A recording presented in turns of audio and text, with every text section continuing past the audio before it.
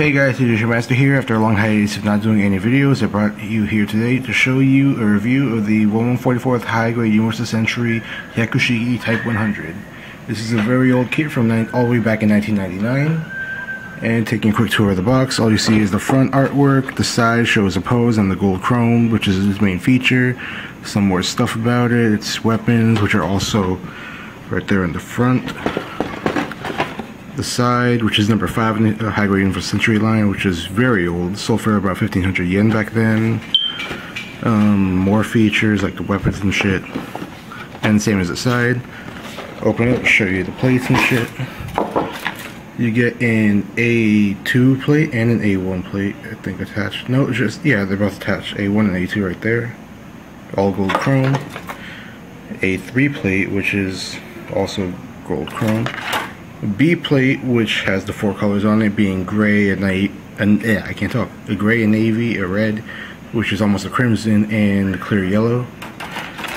C plate, which is more gray. A sheet of polycaps, and I guess this is how they did polycaps back then. They would just have extra hands on it, which are not used in this actual kit. And the manual itself, this is very small compared to more recent manuals. Some more action shots from it, telling you about the mobile suit and all that kind of stuff if you're into that, or can read it. Parts count, just the 5 plates. Start off with the head for some reason, move all the way down to the legs, then the feet, then the arms, then the chest, then the waist, and then the weapons and stuff.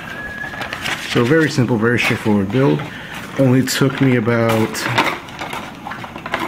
2.5 hours, and that's taking my time. I'm not trying to rush through it.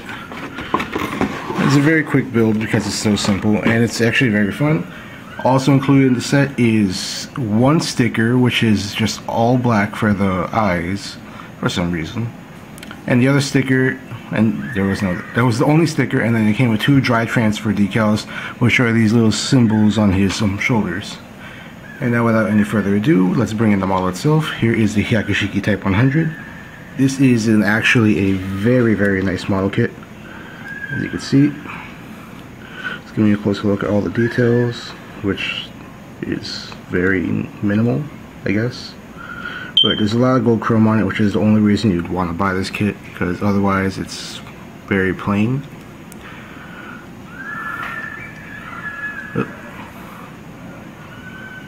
Okay. And yes, it does come with 2, 3, 4 weapons technically. It comes with 2 clear yellow beam sabers, which look like this, with the handles attached to it, because that's how they were back then. What, according to the box, is called the clay bazooka, and then the beam rifle, which looks very cool, even though it's only 2 pieces slapped together. Same thing with the bazooka. It comes with 3 pairs of hands. Well, it comes with 3 hands, 2 generic holding hands, like the one I'm using for the beam rifle, and 1 trigger finger hand specifically for the bazooka. I tried it with the beam rifle, didn't hold that well. This one holds it better. Same thing for that one. And the other hand is over here holding a beam saber. So yeah, it's very, very nice looking and stuff. So let me switch this off just to show you.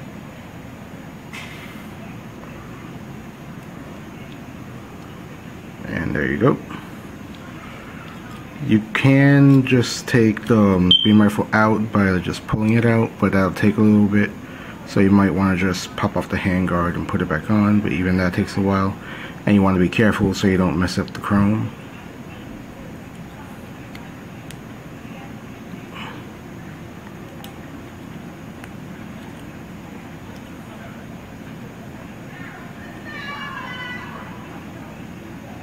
Yeah, I'm taking this long to do it. It's really in there. Whatever, you get the point. I'm gonna just put that back in.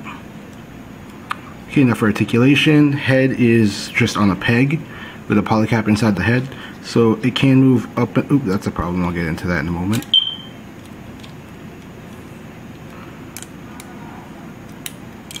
Let's take it off for now. Head's on a peg on a polycap in the head, so it can move up and down and rotate 360.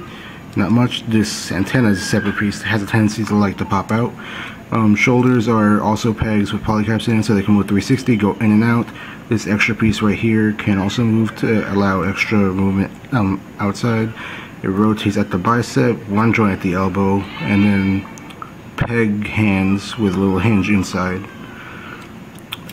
Waist rotation is very minimal. Same thing for all the side skirts. Front skirts move a tiny bit. Back skirt does not move at all. On the back skirt, you can see it comes with 2 chrome beam sabers, which it can't hold, but why would you want it to? Since the beams don't plug into it, it would be very awesome if they did, but they don't. So now there's a paradox because he's holding a beam saber and has 2 beam sabers in the back, and even though he only has 2 beam sabers. Okay, moving on. Leg articulation. It can go forward. If you bring the side skirts up, it can go up about that far. Not much back. Go in and out a little bit, but they are on ball joints, so it's going to be hindered anyway. Reasonably nice bend for the knee, a little bit over 90, I think. And then there's foot articulation like that, and you can pivot side to side a little bit.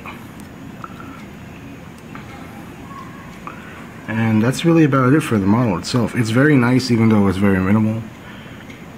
Okay, now moving on to the negatives about this. Really, the only thing you gotta worry about is, like with any chrome injected kit, is like nub marks. Even though it's not very noticeable, there are some if you look closely, like right about there and along the back sides, and then seam lines, which you can't do anything about. Nowadays, the whole front of the foot would probably be one piece, and then this back would be another piece, so that wouldn't be there anymore.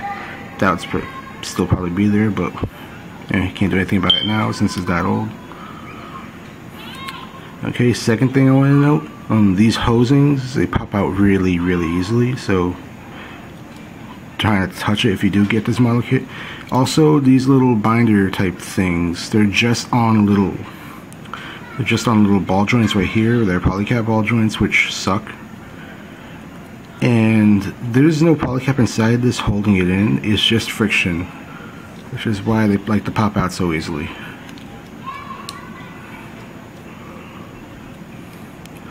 But yeah, that's about it. I got this recently through the Hyaku Japan website, just because I felt like getting it. It was on sale. It's very cheap, about I think 1,200 yen or so, probably less. I don't remember how much I paid for this. Whatever. Okay, now size comparison time. Here's the Hyaku Shiki itself compared to, say, an average size Gundam, the Gundam, the real grade RX-78. Fairly tiny compared to him. Even though this, you can see all the details real grades have as opposed to 1999's high grades. And old Universal Century compared to newer Universal Century. Here's my custom. I have no name for it yet, but it was painted from the Silver Bullet model kit, which is a huge model kit in and of itself. Someone help me please come with a name for this guy. Yeah, it's a guy, not a girl. And now you can see the comparison between old beam between 1/144 scale beam sabers and 1/100 scale. Significantly smaller. I don't really know. I didn't really know they were that small because all I have are 1/100 scale beams. So whatever. And I'm sure someone's gonna comment saying I missed a perfectly good chance to compare it to the Zeta real grade that I have, but it's a bitch to pose, and it's on a stand, and I don't want to take it out of that pose.